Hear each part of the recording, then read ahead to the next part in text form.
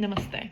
Today is June 25th and this is what we harvested. Harvested some more methi, fenugreek, menthya sappu.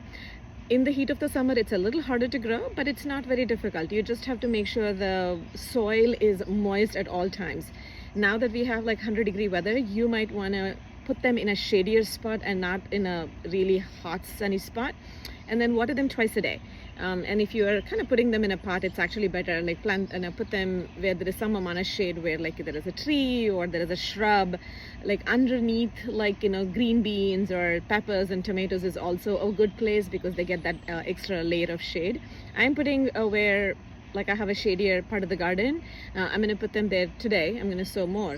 Again, you just have to give them the right, they won't be as luscious and big like you would have a fall or a spring methi, but they're completely fine and I love them. I'm going to do them today, and this was exactly a month ago I sowed them, so in a month you will have a harvest of methi, and I do pull them by roots. Is pundi sappu or gongura or sorrel.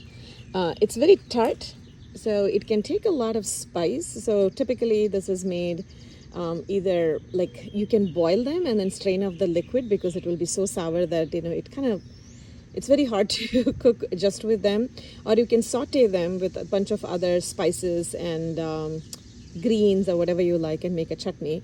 I think this is enough for me. I planted 6 plants and it is it's a very, very vigorous grower. It means it becomes very tall and it grows abundantly pretty soon. If you see, it's kind of leafing out a lot, right? So it's a lot of branches. I'm just picking a few tender leaves today to make some chutney.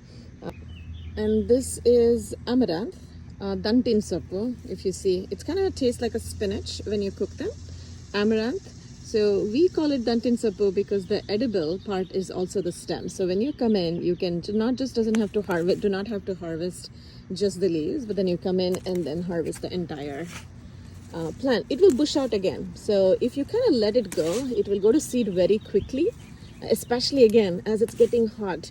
I have to come in here, even if I don't eat it, I still will pick them many, many times and either give it to somebody. So this is another variety of dantin sappu or amaranth, which is pretty good. Again, you want to come in and then start harvesting from the stem. If you don't do that, they will go to seed. If you just